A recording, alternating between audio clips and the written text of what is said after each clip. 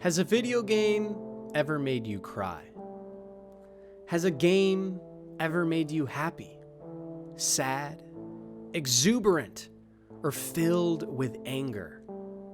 Has a game made you so giddy that you got up from your seat just to pace around the room? Most games don't, but some, a very select few games, accomplish what no others can. But why is that?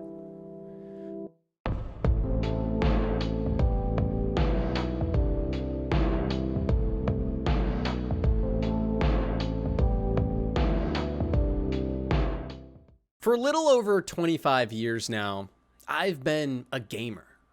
And not someone who casually enjoys games or simply plays a certain genre. I've been all over the place. I grew up playing competitive games like StarCraft and nowadays play things like Valorant and Dota. I grew up on immersive RPGs like Mass Effect and Oblivion. And throughout my tenure on this earth, I've played many indies and different types of games. And while there's many games I haven't liked, there's been even more that I have thoroughly enjoyed and loved. And it got me wondering, what was it about these games that made them so special, that eventually inspired me to start streaming on Twitch? What was it about all of these games that on the surface seemed so different from one another that they all had in common? What was the secret sauce that made me fall in love with some games where I couldn't fall in love with many others? And our first instinct is to say that it depends. It depends on what that person playing likes. Do they like the genre of game? Do they like the style of gameplay? Do they like the setting and characters? But digging deeper into that, what specifically about each game do they have in common? And so the first thing I thought of was, well, they're entertaining. Each of these games left me entertained, and that's why I came back. Whether I felt a feeling of happiness, satisfaction, sadness, or anything in between on the spectrum, all of these games, the thing they had in common was that I was entertained by them. And assuredly, this is true. It is true that all of my favorite beloved games throughout time are damn entertaining, and that's why I played. But that's not a very satisfying answer. To simply say, to make a great game, make it entertaining. That doesn't really tell us anything.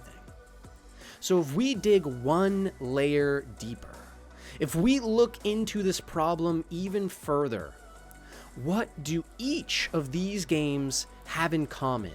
And what is the dividing factor that unites them all and creates a game that is not only good, but that is great? Why did I love the story of Mass Effect and meeting the characters and learning about the world just as much as I loved shooting people in Valorant nowadays? How do these games even have anything in common? On first glance, they seem about as different as it gets. But there is one thing that both these games, and all great games for that matter, have in common. For those of you that have played The Elder Scrolls Oblivion, there's a moment early on in the game, after you fought your way through countless annoying rats through the sewers, escaped prison, and gone through a mini adventure, that you finally meet the end of your trail, the opening of the sewer line. And when you first open that sewer and step out into the world of Tamriel, you are met with a truly mesmerizing experience. For the first time in your entire playthrough, you're now let loose into the world. You can see for as far as the eye will take you, and you can hear birds chirping in the distance with a weird creature moving off to your left-hand side. You now look ahead and with wonder of what beholds you for the rest of the game. A couple years ago, I played a game called Inside. And an Inside, really all it is a 2D side scroller with very basic puzzles and slow combat and barely any obvious story. But there's a moment in Inside when you first jump into a body of water with a submarine. And as you're floating lower into the depths of this dark and mysterious world, a part of it you have yet seen in all of your time, a weird creature emerges from the depths and begins to chase you. And frantically, you run away as quickly as possible. Just yesterday on my stream, I was playing Valorant. And in my game, I got what was called an ace. My entire team had died in one of the definitive rounds to clutch the game. And while everyone was dead, it was now me versus 5 people. Slowly but surely, I made my way across the map and played smart enough to best every single opponent one by one, finishing off with a screaming match between me and my teammates with excitement. Every single one of these games left a large impact on me. And for many of them, it was a largely different reason they did. But each of these games had the one most important aspect of gaming in common. And that was creating great moments. Because of coronavirus, not a lot of big games have come out in the past year. But 2 that come to mind recently are Assassin's Creed Valhalla and Cyberpunk 2077. And for one of these games, I fell in love, and it's one of my favorites of all time. But for another, I have simply forgotten about it and put it to the wayside. You see, in Assassin's Creed Valhalla, the game was fun. The combat was passable. The characters were slightly interesting. The setting was cool. The graphics were amazing. There was interesting gadgets and crafting, and on paper, the game was fun. There wasn't really anything that bad about it. It was a fine game, and I played it for about 5 or 10 hours before I got bored. So I asked myself, why did I get bored? For Assassin's Creed, why could I only play 10 hours before I couldn't bother anymore? And in Cyberpunk, why have I put in 100 now and can't wait for more? It's because of the moments. In Cyberpunk, there are moments in the game where you simply talk to the characters you have been getting to know over the past hours. You sit with them, you get to know them around a campfire, and you have meaningful and lasting conversation that leaves an effect on you. In Cyberpunk, there are moments like this, a glory, where the game slows down and simply lets you take the breath in. There are moments where you drive across the city and you are in awe of the spectacle of the tall buildings and the amount of people and cars and everything going on. And assuredly, the game has issues and the developers have fucked up royally. But Cyberpunk has great moments.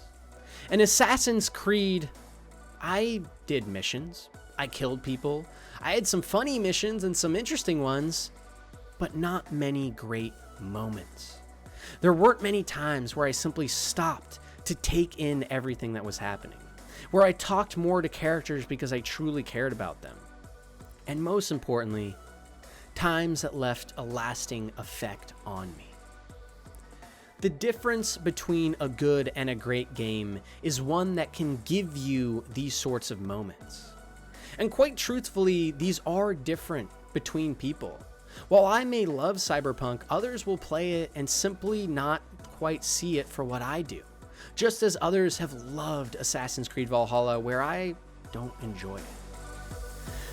But the thing is, for any game that you have fallen in love with, you may ask yourself, why did I like this game so much more than all the others in the genre, or all other games for that matter that I've played? Why did I love Skyrim, or Cyberpunk, or certain games that people didn't like? It's because the games had moments that spoke to you. Moments where you felt powerful, like in Dota, using an ult and killing the entire other team. Like in Valorant, where you score an ace. Moments that were impactful, like some of the character development in Cyberpunk, and some of the interesting art direction and moments in games like Inside and Subnautica. Games that leave an impression on you all require this one thing: crafting specific moments where you can't help but say, wow, this game is really fucking good. And I've finally realized that now after 25 years of playing games. That is the one thing that every single game has done in one way or another that has left enough of an impact on me for me to be talking about it years later now. One of the reasons I love the Mass Effect series is because of this. Those moments, like when you step into the Citadel for the first time and realize you are in a living, breathing universe. You see, Mass Effect wasn't just about the combat, or the graphics, or the world. It was about the moments in that world, discoveries you make like the Reapers or the Rachni, and moments you have with characters that truly attach you to what is otherwise just a piece of art like any other. Moments in games are how you make a great game. That's why people like Among Us, the moments with their friends when everyone is laughing and someone freaks someone out and fake them out and everyone's having a good time. The moments in Rust recently where, once again, people are having warring tribes and drama is getting filled everywhere. These are moments that define great games. Because at the end of the day, while games are just, in many ways, an escape from real life, a chance for us to just have fun and sit back and relax, the games that truly leave a mark on us are the ones that truly take the time to craft moments that we can never forget. So if you have a great game idea, one with interesting mechanics, an interesting story, great characters, and exceptional writing, don't forget to think about the moments. Take the time to give your player the satisfaction they're looking for, to have an experience that they always hope for in real life. Because for many people, that is what makes games so great. So let me know what you guys think. I really want to know what you guys think makes the best games possible. What is the magic secret sauce? Because for me, it's assuredly the moments. And as always, I'll talk to you next time.